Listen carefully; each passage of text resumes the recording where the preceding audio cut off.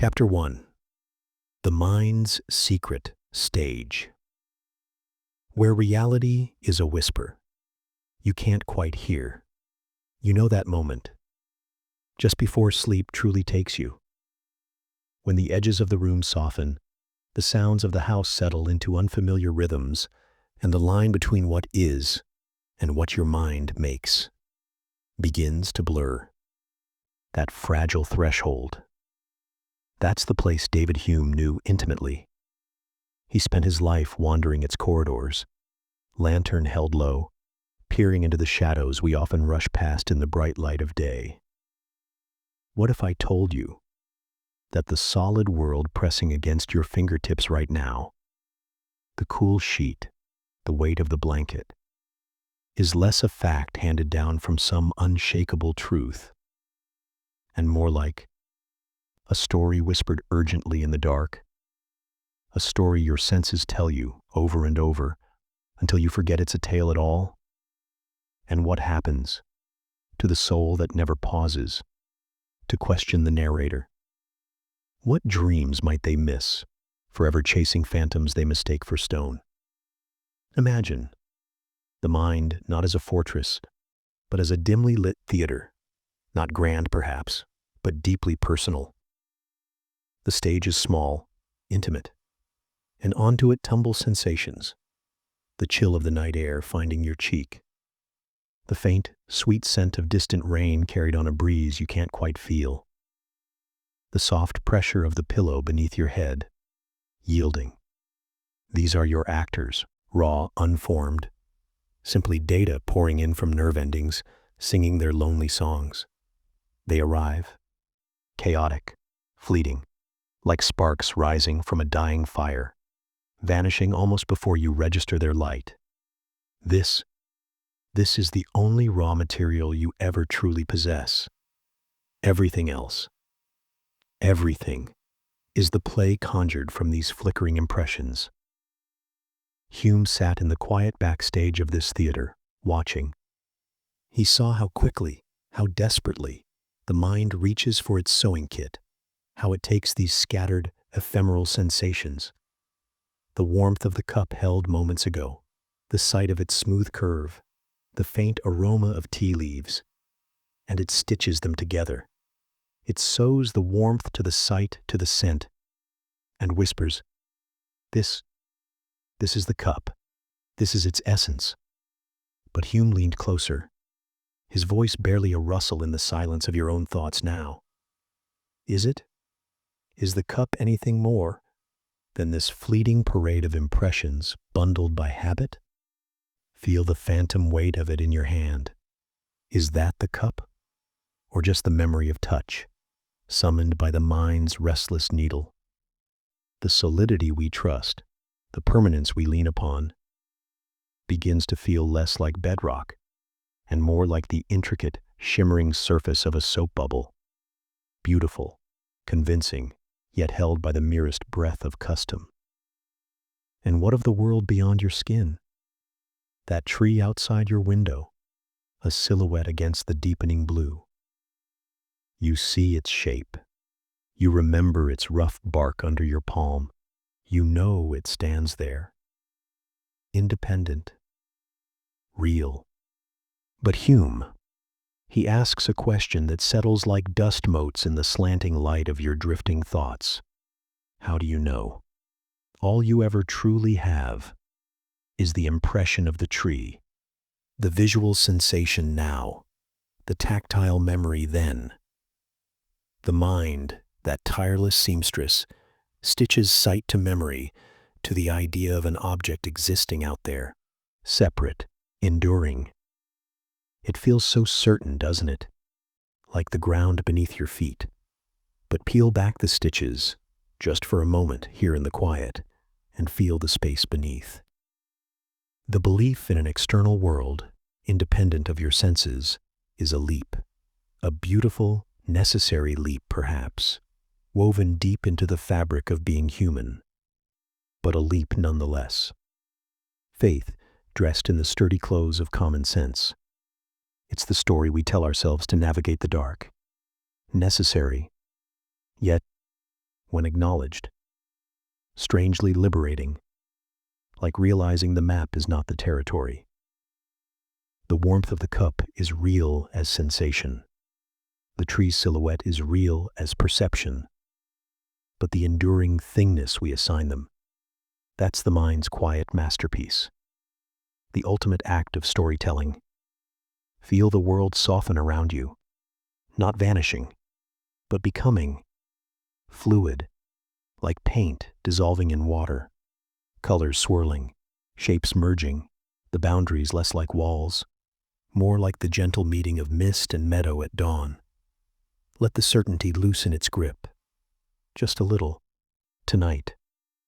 There's a strange comfort in the acknowledgement of the weave. It lightens the burden of needing to know, absolutely. It allows for wonder, for the possibility that reality is far stranger, far more malleable, far more intimately tied to the flickering theater of your own perception than the bright, demanding day ever lets you believe. Listen to the silence, not as absence, but as a canvas. What subtle impressions paint themselves upon it now? The distant hum. Is it the fridge, or the vibration of the world itself? The sigh of your own breath. Is it merely air, or the rhythm of existence? Let the questions drift. Don't chase answers. Let the stage of your mind accept whatever sensations wander onto it, without the urgent need to stitch them into solid things just yet. Observe the play, the raw, beautiful chaos of sensation, and rest. The story of the cup, the tree, the world. It will be waiting, stitched back together when morning calls. But for now, let the threads lie loose. Feel the freedom in the unraveling, the deep, quiet peace of simply perceiving, without the weight of the world's supposed solidity pressing down. The world is what it seems, and what it seems is woven, moment by fleeting moment, in the secret candlelit theater of your own awareness. Rest within the tapestry, not as its master, but as its dreaming witness. So the stage dissolves, the props of the world soften. And where does that leave you? The watcher in the wings, the weaver of the tapestry? If the cup is but sensation stitched, and the tree an impression bundled, then who or what is the hand that holds the needle? Who is the eye that feels the chill, sees the silhouette, and claims it as my experience? What phantom have we invited onto the stage, believing it the director, when perhaps it's merely the most persistent character in the play? What dream of self might you be ready to gently release? Chapter 2. The Ghost in Your Head. Why Hume says you're not who you dream you are. That feeling, deep in the quiet, of being here, solid, present, a center around which the world spins. The I that reads these words, the me that carries the weight of years, memories, hopes, that persistent little knot of self behind your eyes. It feels like the most undeniable truth, doesn't it? The anchor in the storm, the constant witness. But David Hume, he invites you on a different kind of voyage tonight, not outward but inward, into the quiet, candle-lit gallery of your own consciousness. Bring your lantern close. Look carefully at the portraits hanging there, the ones labeled me. What if, just beneath the familiar brushstrokes, there's only an empty frame? What terror, or perhaps what profound relief, might bloom in the heart that discovers the ghost they thought was solid is only smoke and memory? What chains might fall away when the warden vanishes? Hume asked a question so simple, so devastatingly obvious once spoken, that it echoes like a dropped coin in this hushed space. When you look inward, truly look, what do you actually find? Not the grand concept of self, but the raw, immediate contents of your mind, right now. Close your eyes gently, sink deeper into the pillow, and look what arrives.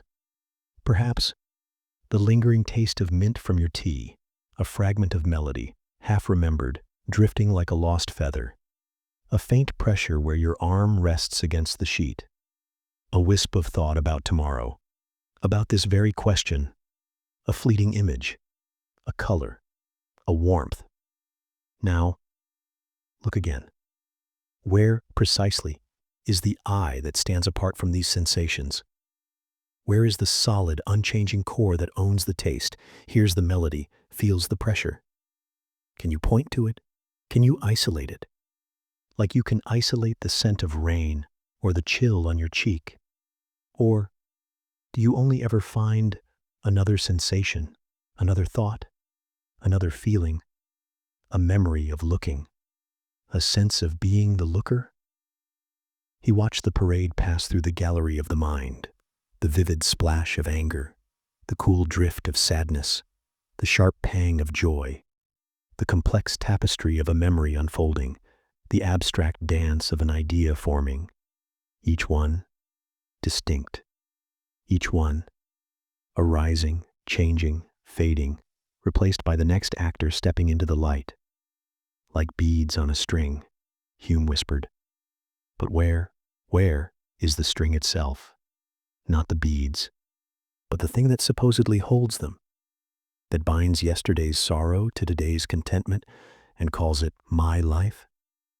He searched, with the meticulous care of a scholar sorting ancient scrolls in a dusty library, and found no string, only beads, only the endless flowing succession of perceptions, emotions, thoughts. The self, that feeling of being a continuous, identical me from childhood to this very moment, wasn't something he could perceive. It was an inference, a story, the most intimate, convincing story we ever tell ourselves. The mind, that tireless weaver, takes these scattered beads, the feeling of warmth now, the memory of cold then, the anticipation of light soon, and spins them into a single golden thread. It calls that thread I, and we believe it.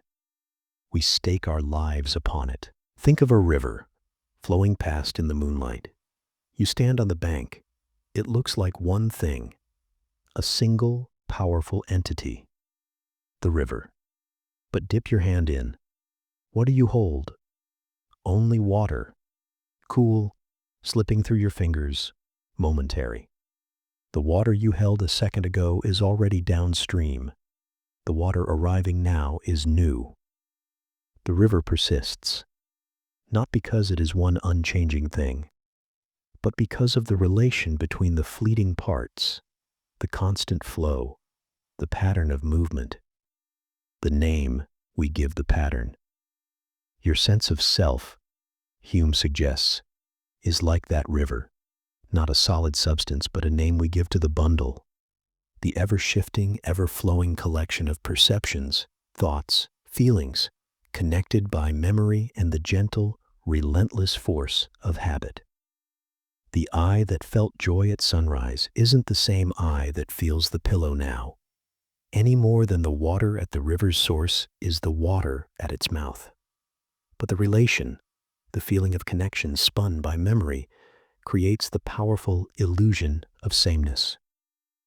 The ghost in the machine is the story of the machine, told by the machine.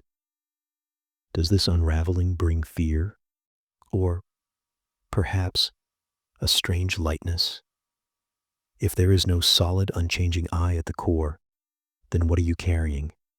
What burden of past mistakes clings to a phantom?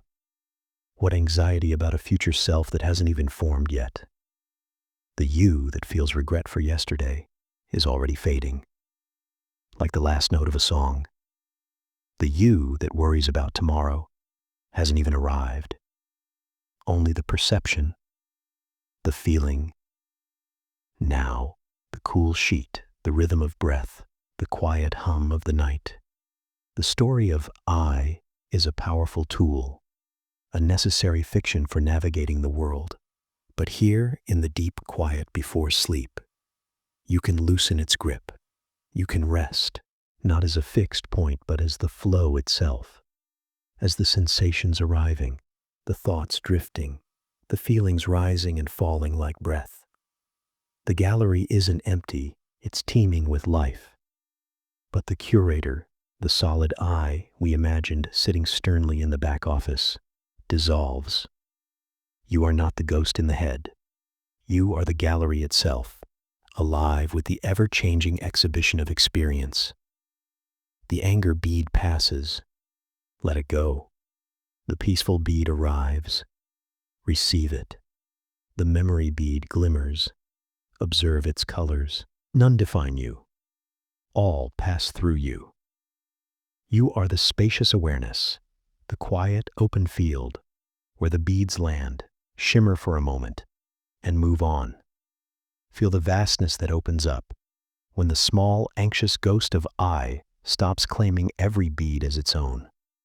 The field is wide and quiet and deeply, deeply peaceful. Rest in the flow, not as the water, but as the riverbed, allowing the current of sensations to move through you, unimpeded. The burden of being a fixed self, let it dissolve like sugar in warm tea. You are becoming, moment by moment, perception by perception, and in that endless becoming, there is only this breath, this sound, this soft darkness. Rest, not as a statue, but as the night sky, vast, accepting, cradling every fleeting star. So the self softens, becomes a current, not a stone. And in this flowing awareness, what guides the vessel? If not a captain called I, then what steers us through the shoals of choice and desire? Reason, we whisper. Logic, the bright lamp of the mind. But Hume, listening to the deeper rhythms beneath thought, heard a different pulse, a quieter, fiercer music. What if the compass we trust points not to true north, but only to the deepest hunger of the heart? What storm awaits the soul that sails by reason alone, ignoring the ancient whispering wind in its sails? Chapter 3. When Your Heart Writes the Rules. Hume's quiet revolution against the tyranny of reason. We build such palaces with our thoughts, towers of logic, walls of argument, moats of evidence. We furnish them with facts and polish the floors with reason. We sit inside, feeling safe, feeling right, believing these shining walls guide our steps through the world. David Hume. He walks softly through these grand halls, his footsteps echoing. He admired the craftsmanship, the intricate stained glass of deduction, the sturdy beams of syllogism. But then, he gently placed his hand against the cool stone and asked a question that drifted like wood smoke through the vaulted ceilings. What moves you to leave the palace? What force, truly, lifts your hand to turn the heavy latch, steps you out into the messy, unpredictable garden of action? Is it the blueprint of the palace itself, or something wilder? Something that grows not in the ordered library, but in the untamed soil? Beneath, he watched us. He saw the scholar, surrounded by towering books, proving with impeccable logic the necessity of charity, yet who remained seated, unmoved. He saw the soldier, understanding the cold calculus of retreat, yet who charged forward, heart pounding. He saw the lover, listing every rational reason why the beloved is wrong, yet whose hand still reaches out in the dark. Reason, Hume observed, that bright, beautiful architect, is a slave, a powerful, essential slave, but a slave nonetheless. It builds the maps, it calculates the distances, it weighs the risks, but it cannot set the destination. It does not provide the fuel for the journey. That force, that fire, that oomph comes from elsewhere, from a place older than palaces, darker, warmer, more vital, the passions, the desires, the feelings, the deep, humming engine of the heart.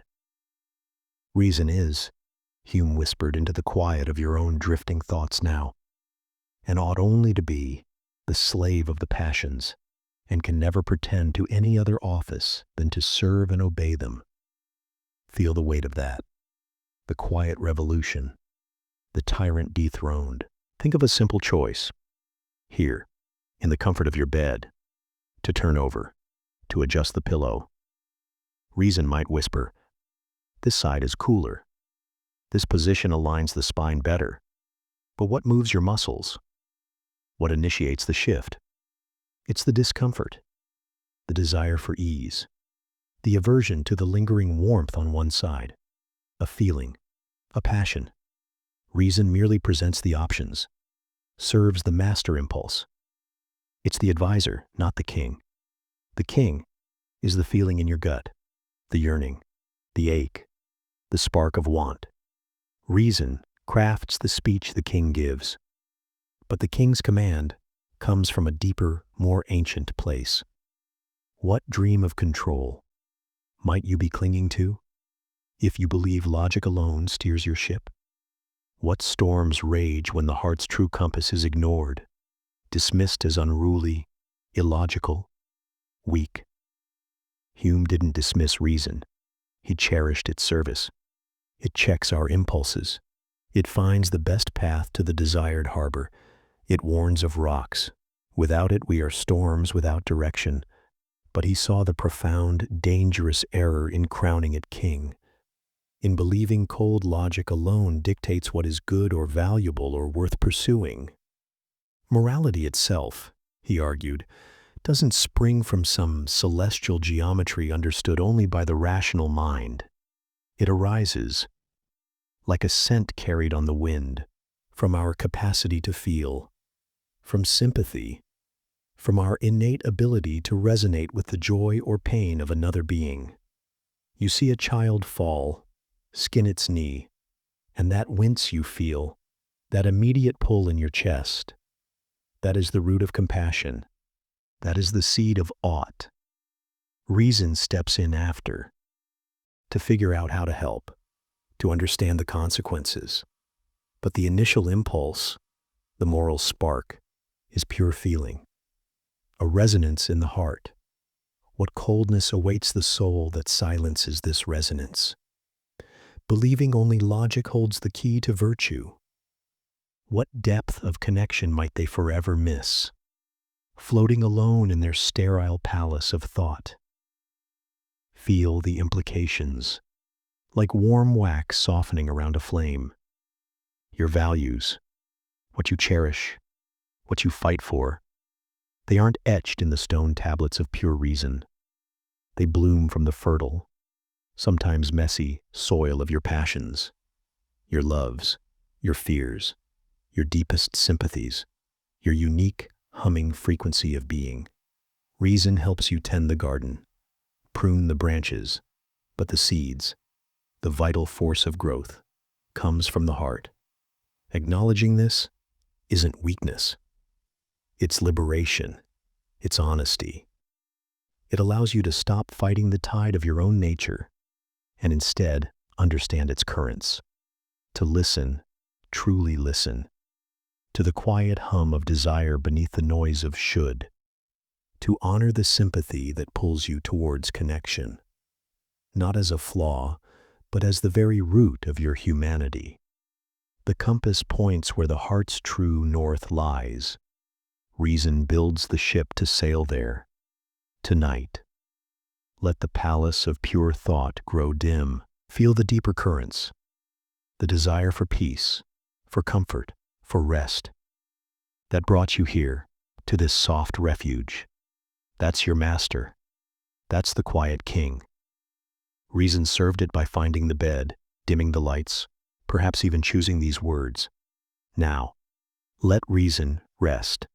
Its work is done for now. Surrender to the master passion of this moment, the longing for stillness, for the gentle release into the arms of the night. Feel the warmth pooling in your limbs, not as a logical conclusion, but as a welcome tide. The soft darkness, not an argument for sleep, but an invitation accepted by the heart. Let the ship drift, guided only by the deep, quiet current of your desire for rest. The heart writes the rule, let go. Reason, the faithful servant, whispers, it is safe to do so now. Feel the surrender, not of defeat, but of profound alignment. The king has spoken. The sails loosen, the waves of sensation. The sound of your breath, the weightlessness, carry you. Deeper, further from the shore of striving. Deeper into the soft, wordless realm where passion and peace are the same quiet river, flowing, flowing, carrying you home. Rest. Your heart knows the way. Chapter 4. The habit that weaves your world. Close your eyes now. Feel the darkness gather around you, not as emptiness, but as a velvet cloak. It's in this quiet, isn't it, that the most unsettling questions begin to stir. Like, why does the sun feel like it will rise tomorrow? Not because you've seen the celestial mechanics, not because a god promised it, but because, well, it just always has. That feeling, that deep, unquestioned pulse. David Hume called it something simple, yet infinitely powerful. Habit. And he whispered a secret that might just unravel the very ground beneath your feet tonight. What if this habit is the silent architect of your entire world? What if the sun only rises because your mind, deep in its ancient dreaming self, expects it to? What happens to a soul that never sees the loom where its reality is woven? Let's slip into the quiet workshop of the mind. Imagine, not a grand library, but a small, lamp-lit room in Edinburgh centuries ago, the scent of old paper and ink, like burnt rosemary and damp earth. A young man, David, sits. He's not pondering kings or battles, but the simple click of one billiard ball striking another. He watches them roll, again and again. The first ball moves, touches the second. The second always rolls away. Cause, effect.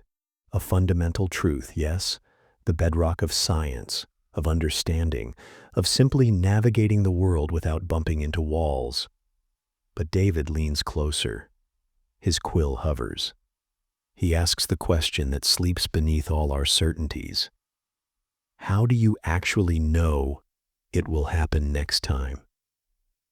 You've seen it happen 1,000 times before? But that's just habit. A pattern stitched into the fabric of your expectation by sheer repetition. There's no magic thread of necessity you can see connecting the impact to the movement, no divine guarantee written in the grain of the wood. It's just what always has been. Your mind, this incredible, delicate loom, takes the threads of repeated experience, the sight, the sound, the feel of impact followed by motion, and weaves them into a tapestry you call cause and effect. You believe the tapestry is the wall of the world itself, but Hume gently touches the weave. He shows you it's just cloth. Beautiful, intricate, utterly essential cloth. But cloth woven by your own mind's habit. Feel the texture of that thought, the slight give it has like worn linen. It means the sun rising isn't a cosmic law you discover, but a pattern your mind creates out of the habit of dawns witnessed. The chair holding you isn't obeying immutable physics, but fulfilling an expectation woven by a lifetime of sitting without falling. Your entire reality rests on this silent, ceaseless weaving. What freedom might lie in simply noticing the loom, not tearing the cloth, but seeing the hands that work it. The quiet terror and relief of being free. The candle gutters low. The loom slows. Perhaps you feel its rhythm in your own slowing breath. the habit of sleep beginning its own familiar, comforting weave. Let that loom slow. Let the threads soften. Feel the world for just this moment as the beautiful, habitual dream it is. Chapter 5. The courage to not know. Perhaps you felt it, the slight tremor in the ground of your knowing, that sense of the familiar world being less solid than it seemed. Good. That tremor, David Hume might tell you, is the beginning of wisdom. Not the loud, boasting wisdom of answers, but the quiet, deep-water wisdom of not knowing. He called it something gentle, yet radical, skepticism, but not the harsh, doubting everything kind. His was a different creature. Imagine it. Not a sword-shattering beliefs, but a soft breeze, finding its way through the cracks in your certainty. It asks a question that might feel like cool water on a fevered brow. What if the greatest peace lies not in grasping truths, but in releasing the desperate need to grasp them at all? What happens to the heart that learns to rest in the quiet space of perhaps? Come, walk with Hume into the gentle fog of uncertainty. Picture him now, not arguing in grand halls, but walking the misty hills near his home. The air is cool, damp, clinging to his coat. He watches the fog curl around ancient stones, obscuring their edges, making familiar paths strange. This fog, it's the perfect metaphor for his mind. He didn't rage against belief. He simply acknowledged the limits of sight. Can you prove the world outside your senses exists? Truly, utterly prove it? Or is it just the most persistent, coherent dream? Can you prove God, or the immortal soul, or the ultimate reason behind suffering? Hume walks slowly. He feels the damp grass underfoot, hears the distant cry of a bird swallowed by the mist. He doesn't claim these things don't exist. He simply says, we cannot know them with the certainty we crave. Our reason, that bright torch we wield, only throws light on the relations between the ideas given to us by our senses and our feelings. Beyond that circle of flickering light lies the vast, beautiful, unknowable dark. Most of us fear that dark. We build frantic castles of dogma and doctrine to keep it out. We cling to rigid beliefs like life rafts. But Hume? He takes a breath of that cool, fog-laden air.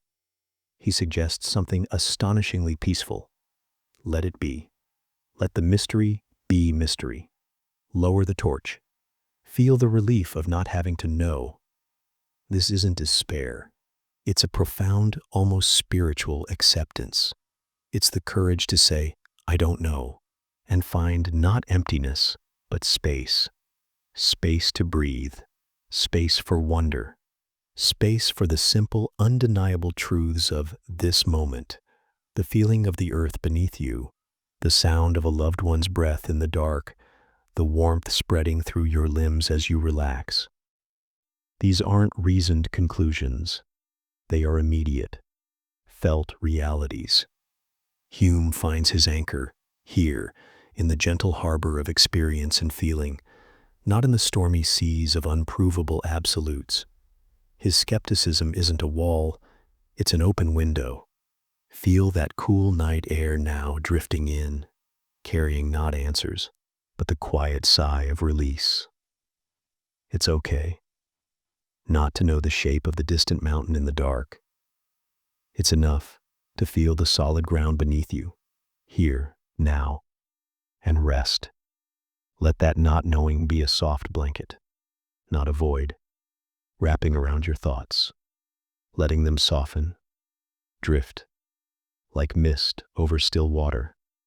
The mist settles, the loom of habit rests, and beneath it all, in the quiet depths where feeling stirs before thought, flows something else. A current, Hume felt, was the truest compass of all. Can you feel its pull? A river, not of reason, but of something older, warmer, leading us through the dark. Chapter 6. The Unseen River Beneath All Choices. In the quiet, after releasing the need to know, what remains? If reason is a flickering torch, and habit the weaver of our world's seeming solidity, what is it that truly moves us? What guides the hand reaching for water in the night? What sparks the tear at a memory, or the fierce protectiveness for a child? David Hume, walking those misty hills, felt it as a constant presence, not a shout, but a deep resonant hum. He called it passion, sentiment, feeling. And he dared to whisper a truth that scandalized the thinkers of his age, a truth that might still unsettle the logical corners of your own mind. Reason is, and ought only to be, the slave of the passions. Can you feel the ripple of that? Like a stone dropped into the still pool of your certainty. What if every choice you've ever made, every belief you've ever held, every rational argument you've ever constructed, was born not from cool logic, but from this deep, unseen river of feeling? What happens to the soul that never learns to navigate by its own inner current? Let's drift on that river now. Think of the last truly important decision you made, choosing a path, leaving a place, staying with someone. Can you recall the precise, step-by-step logic? Or do you remember a feeling, a tug in the chest, a sense of rightness or dread, or longing that outweighed all the pros and cons listed neatly on paper? Hume saw reason as a brilliant advisor, a skilled servant. It can calculate the fastest route, weigh the costs, foresee potential pitfalls, but it cannot set the destination. That power belongs solely to the passions, to desire, aversion, hope, fear, love, compassion. Reason builds the ship, charts the stars, but the wind in the sails, that's the feeling, that yearning for home, that spark of curiosity for the unknown horizon, that deep pull towards a particular harbor. We like to dress our choices in the fine robes of logic, pretending we arrived at them through pure, unsullied thought. But Hume invites us to be honest. He asks us to look deeper into the warm, sometimes messy, crucible of the heart. Why do you believe helping others is good? Not because reason proves it logically, it can't, but because you feel sympathy. You feel the pull of connection. Why do you pursue knowledge? Not just for utility, but because you feel the thrill of discovery, the satisfaction of understanding. Even our morals, Hume suggested, are rooted not in divine commands or abstract principles, but in this shared sea of human sentiment, in what we collectively find pleasing, useful, or conducive to the harmony of the tribe. It's a humbling thought, the grand edifice of your life, built not on granite reason, but on the ever-shifting, powerful currents of feeling. Don't fear the river. Learn its currents, feel its warmth. Your reason is a fine craft. Let your passions be the wind. Surrender to the drift. Feel how it carried Hume, not to nihilism, but to a deep, practical humanity, grounded in the shared feelings that bind us. That tug you feel now, the gentle pull towards sleep, that's not logic. That's the body's ancient wisdom, the passion for rest, for renewal. Let reason stand down. Let the quiet current take you. Feel its soft insistence, the warmth spreading, the mind releasing its grip on the tiller. Drift, simply drift, on the unseen river, carrying you deeper into the soft, welcoming dark, where feeling needs no explanation, where the heart's quiet language is the only truth that matters. Now, your hand relaxes, fingers uncurling like leaves at dusk, releasing the thin thread of certainty you thought you held. The loom is silent. The mist has become the soft air of the room. The river flows on, deep and slow, carrying the quiet shape of you. David Hume's secrets weren't weapons to destroy your world, but keys to a gentler, more spacious, more feeling way of being within it. Let the questions dissolve, not into answers, but into the vast, quiet wonder of simply being here, now, breathing, in the soft cradle of the unknown, safe, adrift, home. Shh. Lean closer now. Behind the locked door of everyday certainty, a different kind of fire burns. Low, patient, questioning everything you think you know. What if the solid ground beneath your feet is just smoke? What if the you reading these words is merely an echo? And what becomes of a soul that never learns to sit quietly beside the warmth of doubt? Tonight, let David Hume, a quiet man who loved good company and questioned even the sun's return, guide you through the gentle unraveling into a deeper, softer kind of knowing, a knowing that feels less like certainty and more like the first sigh of sleep. Let the fire crackle, let the shadows deepen. We step through the door. Chapter 7. The Warmth That Builds Worlds. Hume's Radical Empiricism. Feel the cup in your hands. Go on, really feel it. The slight weight, the curve where your palms cradle it, the smoothness, maybe a tiny chip near the rim your thumb finds without looking. Is it warm, cool? That feeling, that's where David Hume begins. Not with grand pronouncements, not with dusty books of authority, but right here, in the heat against your skin, the scent of tea leaves rising, the soft clink against the saucer. He called them impressions, the raw, vivid, undeniable stuff of our senses. The searing brightness of a candle flame, the sharp sting of pine needles under bare feet in the dark, the crushing weight of grief that feels like stones in your chest. These are the world's first language, loud, immediate, unmistakable. And then, the echoes. Close your eyes. Picture that cup, not holding it, just picturing it. The color, the shape, that memory of warmth.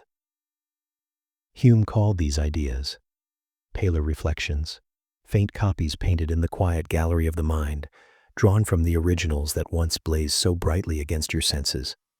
Your thoughts, your plans, your worries about tomorrow, they're all built from these faded watercolors. The smell of rain on dry earth, that's an echo of 1,000 past downpours. The face of someone you love, a tapestry woven from countless glances, touches, shared smiles, all impressions now softened into the gentle idea you hold today. This is the quiet revolution Hume offers in the firelight. The entire, vast, complicated world you inhabit, every mountain, every star, every intricate machine, every whispered declaration of love is built, brick by invisible brick, from these simple, fleeting sensations, not handed down from some celestial blueprint, not deduced by pure logic alone, but felt, assembled like a child building a city from scattered blocks of warmth and color and sound. Think of it. The solid oak table isn't inherently solid. Its solidity is the story your hands tell your mind, the resistance when you press down, the cool, unyielding surface, the impression of weight. The world isn't out there, separate and fixed. It's in here, a shimmering tapestry woven from threads of sensation, intimate, startlingly personal.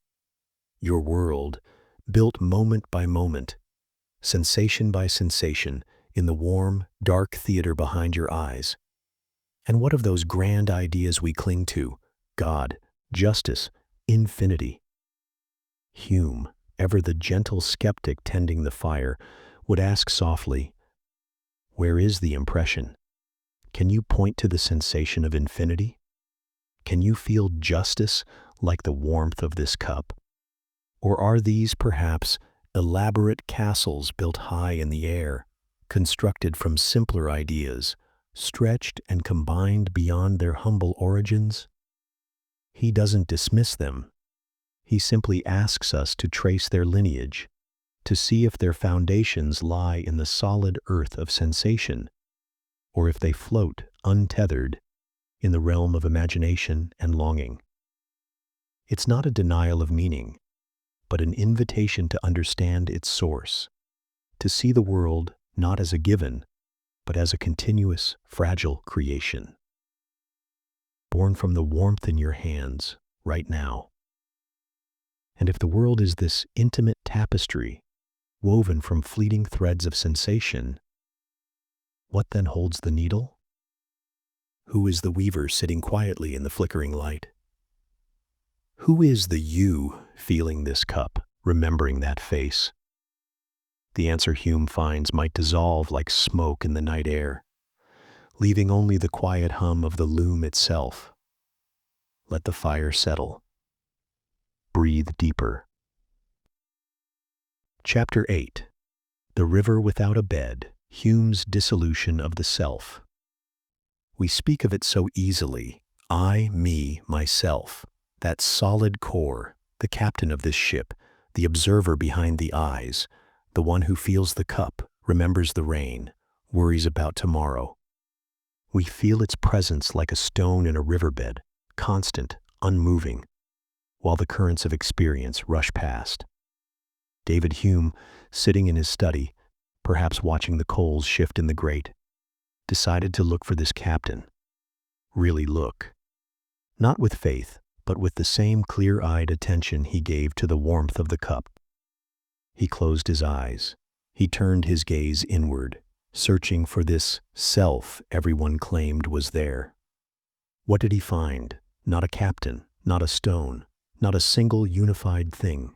He found a river, a ceaseless, shimmering flow, a sensation of warmth here, a flicker of memory there, a pang of hunger, the sound of rain against the window, a thought about the book left open, a feeling of drowsiness, a trace of yesterday's conversation, a slight ache in the shoulder, all tumbling one after another, blending, fading, emerging.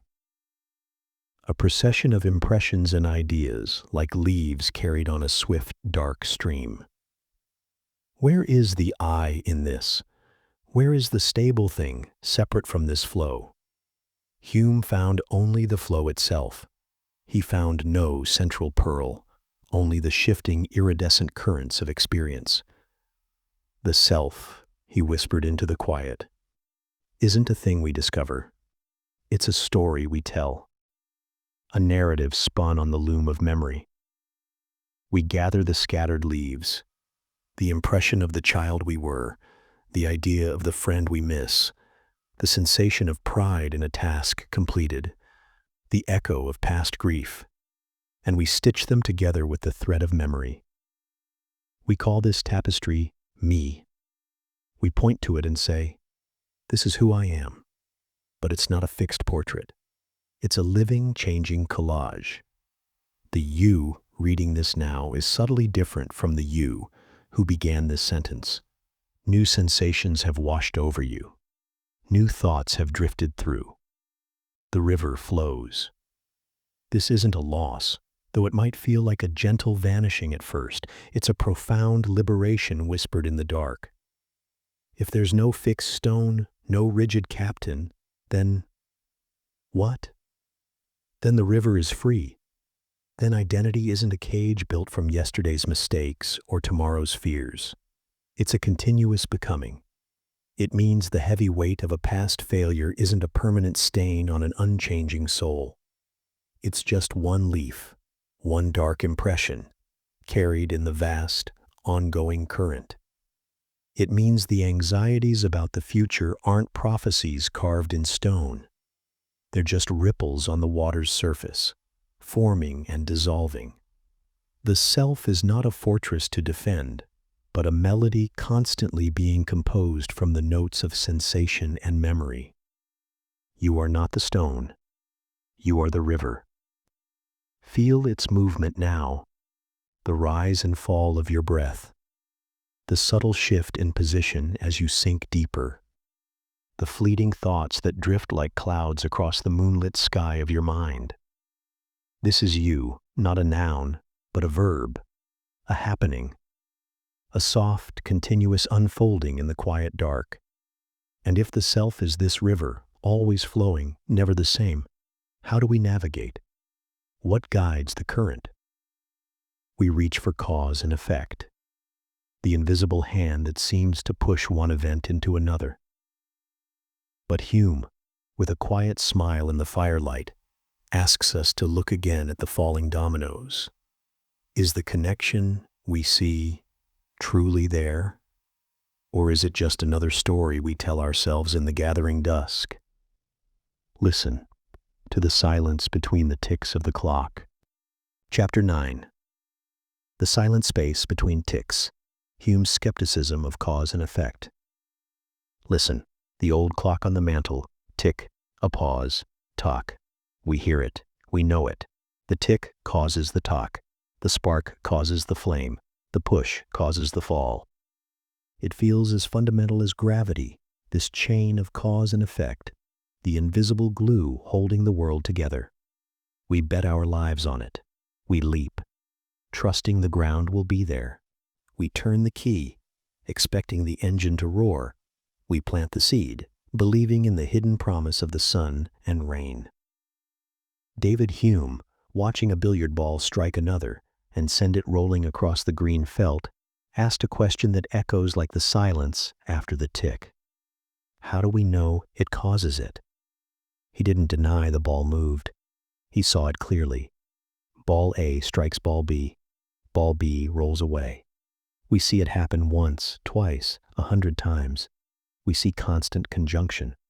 One event follows another, predictably, reliably. But where, Hume asked gently, is the actual connection? Where is the visible force, the tangible thread, linking cause to effect? Can you see the causation? Can you feel it like the warmth of the cup? Or is it something else entirely?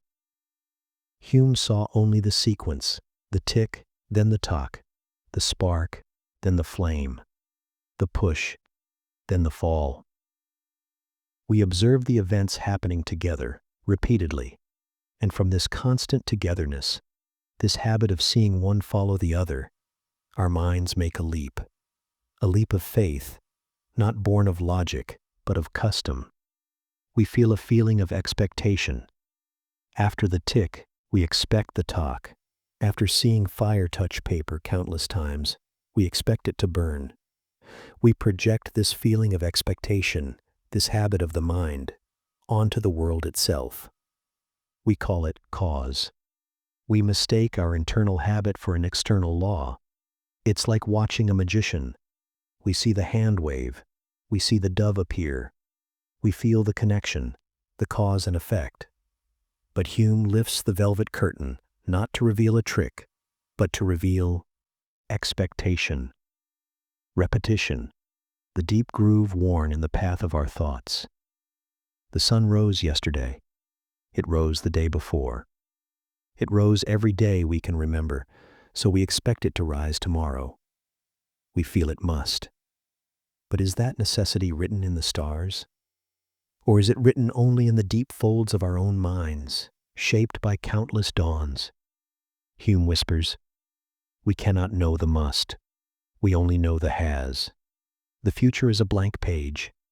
The connection between what is and what will be is hidden in the silent space between the ticks.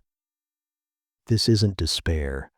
It's a profound relaxation, a letting go of the crushing burden of knowing for sure. It's recognizing that our most fundamental navigation tool, cause and effect, is not an iron compass, but a well-worn path, a trusted habit born of experience. It works, it guides us, but it rests on faith, not absolute proof. It invites a gentle humility, an openness to surprise, a softening of the rigid lines we draw between events. Perhaps the unexpected bloom isn't a defiance of nature, but a reminder that our expectations are maps, not the territory. Perhaps the sudden silence after the tick isn't broken. Perhaps it just is. And in that silent space, where certainty dissolves, there's a different kind of peace. The peace of not needing to know the hidden mechanics of the universe, only to witness its unfolding, moment by quiet moment, like watching embers glow and fade in the dark. So here we are, in the quiet chamber. The cup has cooled in your hands, perhaps. The candle flickers lower. David Hume leaves us not with answers carved in stone, but with a deeper warmth, the warmth of sensation, the true architect of our world, the fluid grace of a self that flows like a river, not fixed, but beautifully becoming, and the silent, spacious peace that comes from loosening our grip on the need for absolute causes, on the must. We step back through the wooden door. The hallway seems different now, lighter, softer at the edges. The world outside hasn't changed. The mountains are still mountains, the stars still shine. But you carry the embers, the quiet understanding that reality is more intimate, more fluid, more mysterious than you knew an hour ago. It's not knowledge that shouts, it's a whisper that settles, a sigh of relief for the burden of false certainty laid down. Let this feeling drift with you now, down into the soft sands of sleep, not a lesson to remember, but a shift in the light, a gentle unraveling that continues even as your eyes close.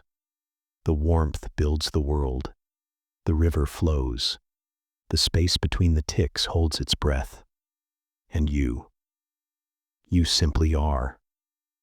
Rest now. The fire watches over you. Sleep. Chapter 10.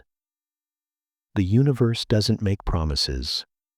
Why tomorrow might not follow today, and why that's okay.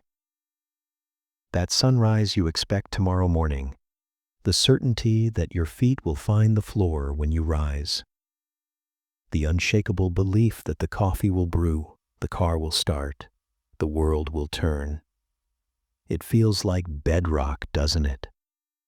The foundation of everything. But what if? It's the most delicate of illusions. What if David Hume whispered a secret that could make the very ground beneath your thoughts feel suddenly softer? He said the universe makes no promises, that the iron chain of cause and effect we believe binds the world together is woven from nothing sturdier than habit, expectation, a story we tell because it has happened before. Imagine the freedom and the quiet awe of realizing tomorrow doesn't have to follow today, that every single dawn is a miracle, utterly unguaranteed. What if the deepest peace comes not from certainty, but from releasing the desperate grip on it? What if the soul that never learns this lives forever, braced for a blow that logic says should land, but might not? Tonight, let the bracing fall away. The universe isn't holding its breath. Why should you? Picture young David Hume again, perhaps in a sun-dappled library, watching dust motes dance in a beam of light. He sees one mote strike another, sees the second one move. Causes be, the mind instantly declares. But Hume, with his relentless curiosity, asked, "What do I actually see?" He saw one event, the first mote striking, then another event, the second mote moving. He saw proximity, he saw sequence. But did he see causation? That invisible glue, that necessary connection, Where was it? Could he touch it?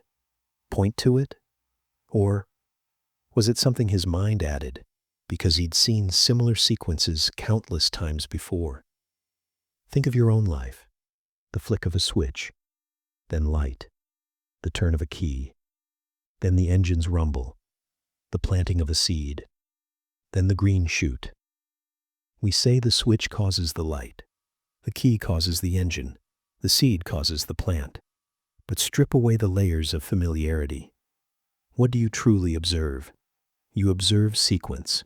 You observe constant conjunction. You observe that when A happens, B usually follows. But necessity, inherent connection, that, Hume suggested, is a story we tell, a habit of the mind, born from repetition, as ingrained as flinching from a flame. It's incredibly useful, this habit. It lets us navigate the world. We expect the sun to rise because it always has. We avoid cliffs because falling always follows stepping off. But usefulness is not the same as ultimate truth. The terrifying, yet ultimately liberating, heart of Hume's whisper is this: there is no logical reason why the sun must rise tomorrow. None. We have mountains of evidence that it has, but logic cannot bridge the gap between has and must. The laws of nature we cling to, they are descriptions of observed patterns, not dictates from some cosmic lawgiver. They are summaries of habit, written large across the cosmos.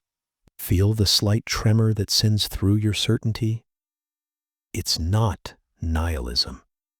It's the removal of a false burden.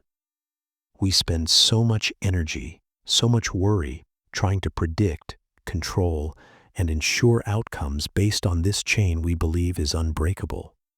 We brace ourselves for futures built entirely on the assumption that past patterns must hold. What if they don't? What if tomorrow gravity stutters, or light behaves differently, or a loved one's smile appears unexpectedly where only anger was predicted? Logic says it's possible, vanishingly unlikely given the weight of habit, but possible. Hume isn't telling us to live in fear of chaos. He's inviting us to live in AWE of the present, to release the crushing weight of assuming we know how things must unfold. The anxiety about tomorrow's meeting, built on the story that past tensions must cause future ones. The worry about health, about stability, built on the story that past patterns must dictate future realities.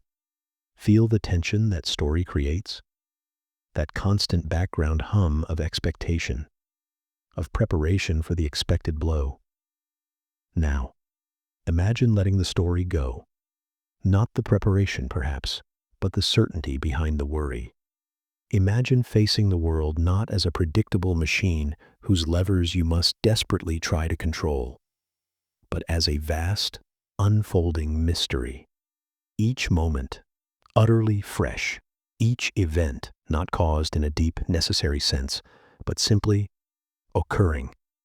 Following patterns born of habit, yes, but patterns that hold no ultimate chains. This is the universe unmasked, not cold and mechanical, but vibrant and fundamentally free, unbound by our human need for why. Your breath, right now, in and out.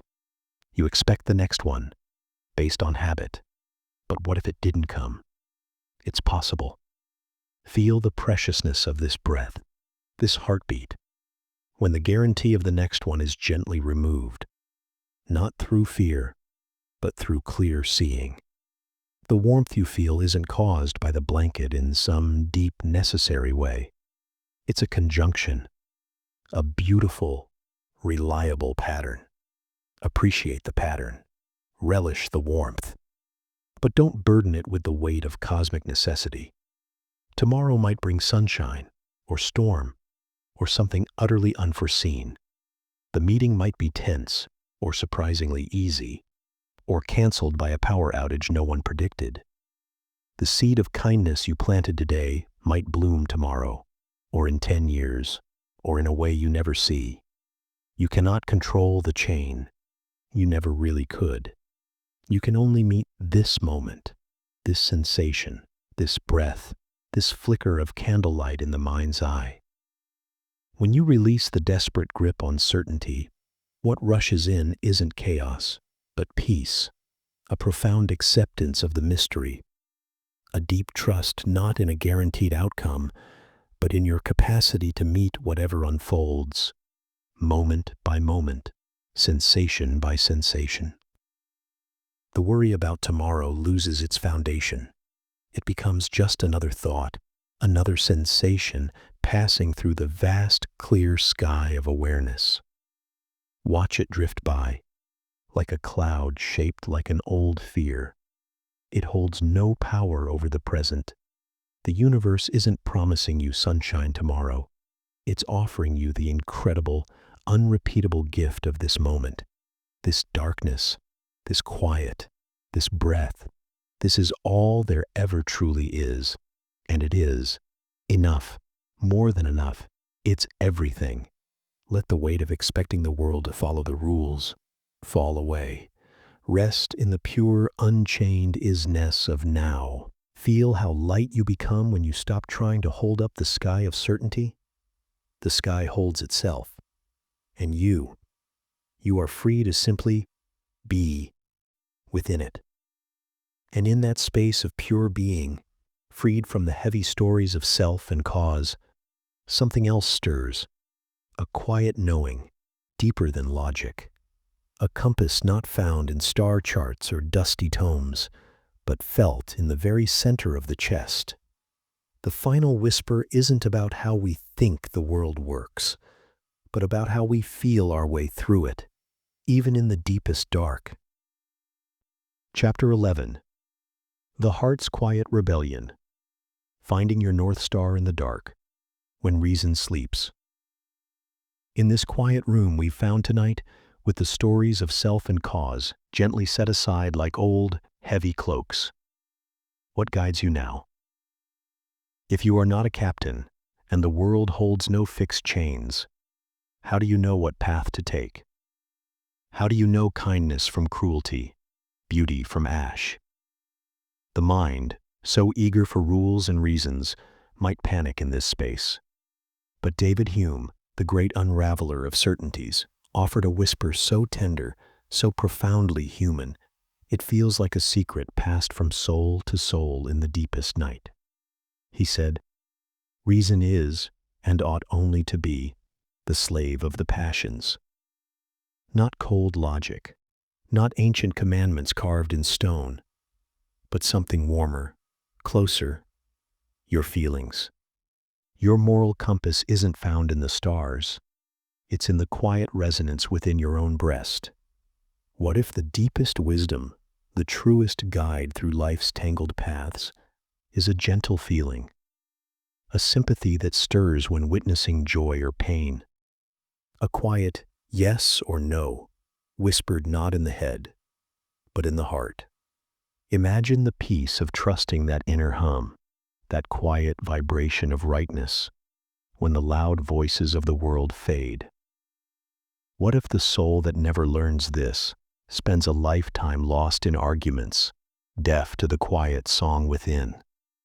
Tonight, listen for your heart's quiet rebellion, the truest map you'll ever hold.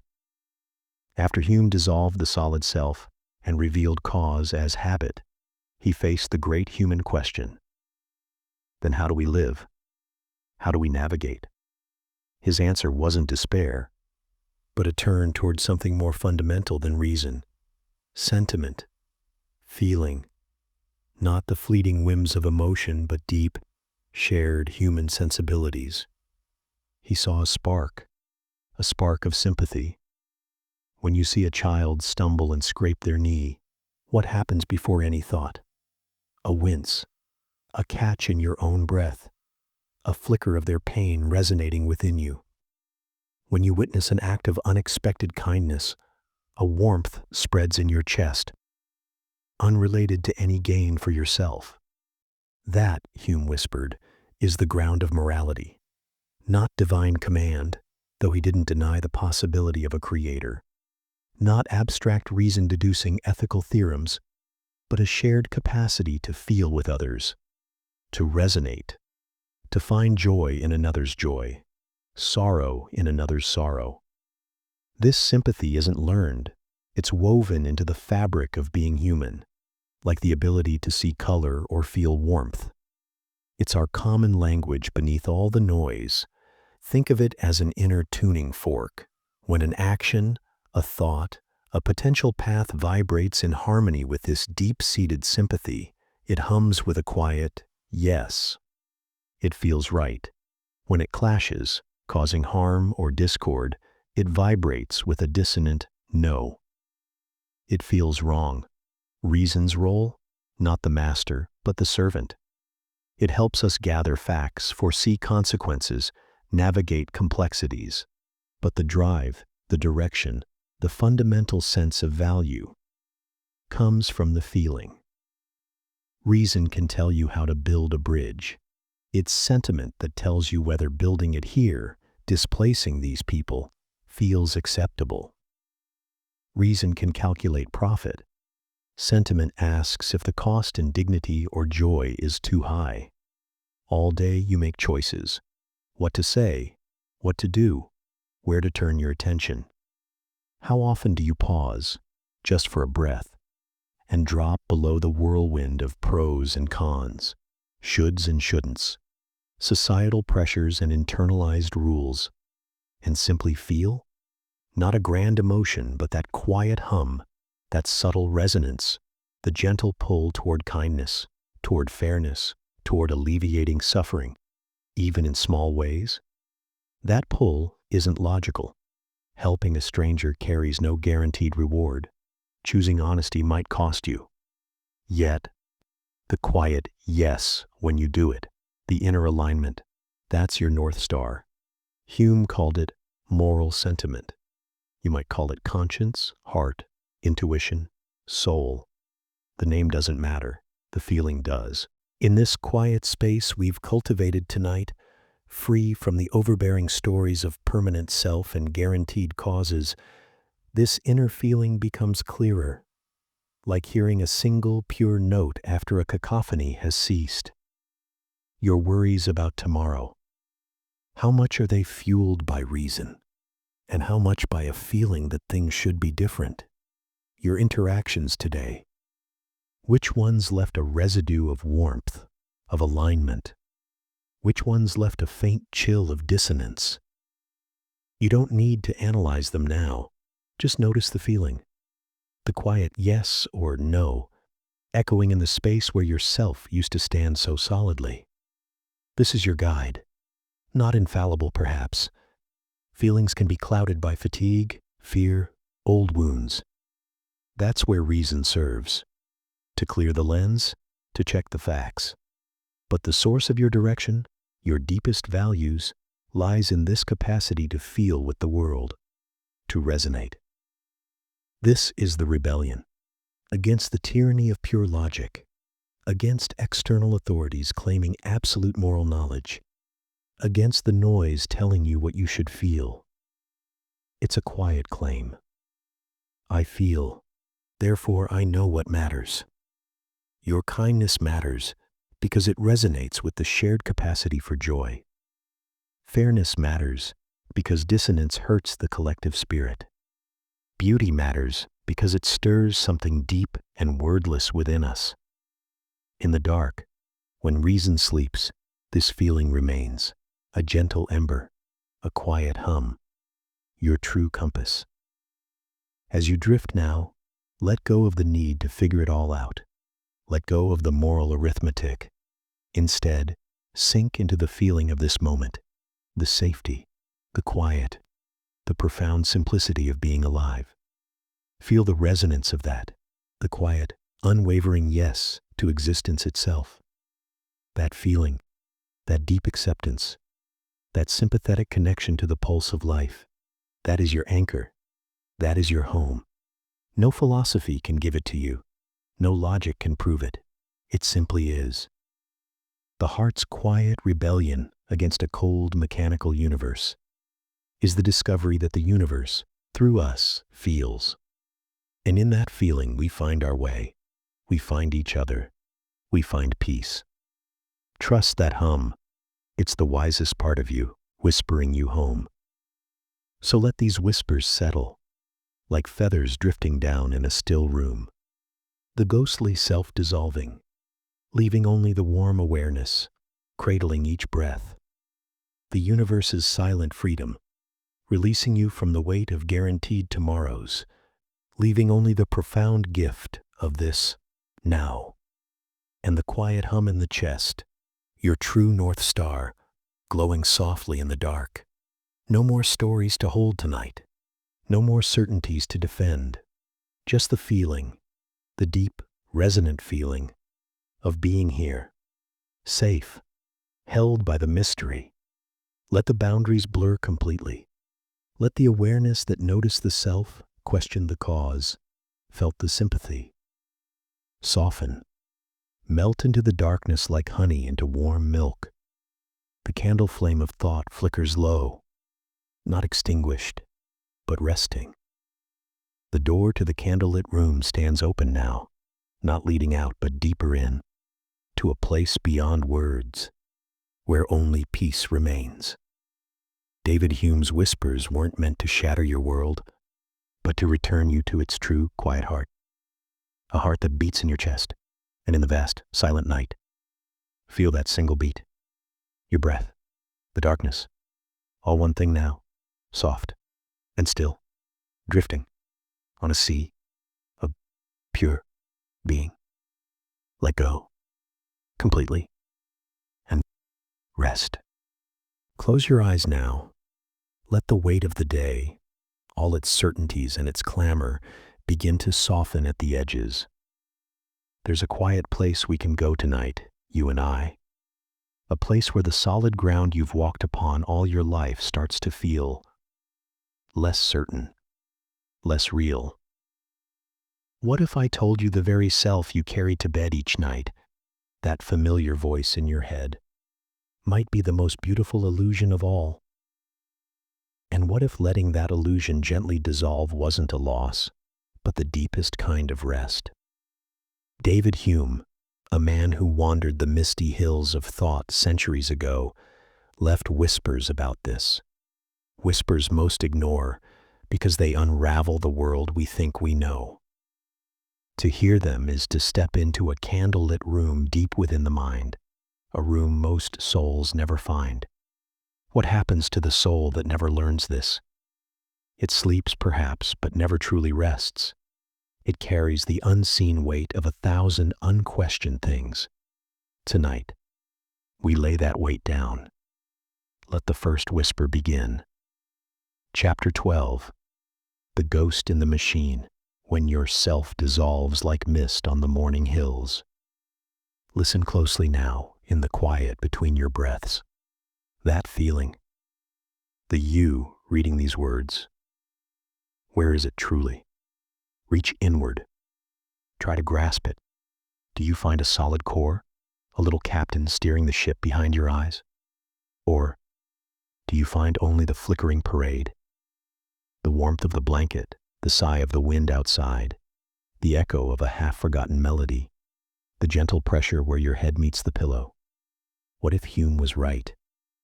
What if that captain, that unchanging you, is nothing but a story the parade tells itself? A beautiful, necessary fiction woven from threads of memory and sensation, as insubstantial as the shape of smoke rising from a candle just blown out? Imagine the relief of setting down that story, just for tonight, the weight of being the constant hero, the steady center, dissolving. What if rest begins when the ghost stops pretending to haunt the machine? Picture David Hume himself, not as a statue in a university hall, but as a man walking the damp, cobbled streets of 18th century Edinburgh, the North Sea wind sharp on his face. A man sitting by a fire, perhaps much like the one flickering in your mind's eye now. He looked inward, With a quiet, relentless honesty, he sought the source of that feeling we call me. He didn't start with grand theories or ancient texts. He started with experience, pure, simple sensation. What did he find? Not a king on a throne of thought, but a ceaseless flow. A warmth here, a coolness there, a sound, a color, a pang of memory, sweet or sharp, a flicker of anticipation for tomorrow's sun. He found impressions, and then fainter echoes of those impressions, ideas. That's all. A river of experiences flowing through the channel of perception. But where, he asked, in this ever-changing stream, is the constant self? The I that remains the same from childhood to this very moment. Search the riverbed. Is there a stone that never moves, never wears? Or is the riverbed itself also shaped by the flow? We remember being a child, feeling that joy, that fear. But is that memory the same as the child who felt it? Or is it just another impression, now colored by all the years that flowed after? Think of your own hand resting on the sheets. You know it's yours. But what is that knowing? Is it a deep inner truth? Or is it a bundle of sensations? The soft texture of cotton, the faint pressure, the memory of this hand writing, holding, touching, all gathered together by the mind, labeled mine. Hume dared to suggest, the self is not a thing we find, but a story we tell. A narrative spun from the threads of memory and sensation, stitched together by the gentle, persistent force of habit. It's like the flame of this imagined candle. Is it the same flame from moment to moment? The wax melts, the wick consumes itself, new molecules rush in to burn, yet we call it the same flame. It has continuity, a story we give it. Our self is that flame, beautiful, essential, warming the small space of our awareness, but ultimately flickering, transient, made anew each moment from the fuel of experience. Feel the weight of that for a moment, not as something frightening, but as something profoundly releasing. All day you've carried the story, the you that must perform, decide, remember, be consistent. The you that worries over yesterday's missteps and frets about tomorrow's demands. What if, just for these quiet hours, you could set that story down? Not deny the experiences, the warmth, the coolness, the sigh of the wind, the echo of the melody, but simply let them flow without the need to constantly gather them under the banner of me. Imagine the effort it takes, moment by moment, to hold that story together. The tension in the mind, like a fist clenched around water. Tonight, let the fist uncurl. Let the water flow. You are not losing yourself. You are returning to the source of yourself. The parade of sensations, the cool pillowcase, the distant hum of the night, the rhythm of your own breath. Let them just be. No need to claim them. No need to build a fortress of I around them. They simply are. And you, the awareness noticing them, are not separate from the noticing. You are the noticing. Vast, quiet, undefined, like the night sky that holds the stars without grasping them. The anxieties that clung to the old story of you. Where can they grip now? The regrets. What solid self do they haunt? Feel the space opening up within you, not emptiness, but a deep, quiet fullness. The fullness of simply being present with what is. The warmth, the coolness, the breath, the dark. The story of the separate, burdened self dissolves like mist under a gentle sun. What remains is rest, pure, undemanding awareness. Drift on that awareness now. Let the sensations come and go, like clouds across a moonlit sky. No captain is needed here, just the gentle rocking of the ship on the quiet sea of being. Feel the incredible lightness of being no one and everyone, and simply here. The boundaries soften, the edges blur, the ghost steps out of the machine and breathes the cool, free air of the night. This is not nothingness. This is the deepest belonging. You are not a stone in the river. You are the river, flowing, resting, complete.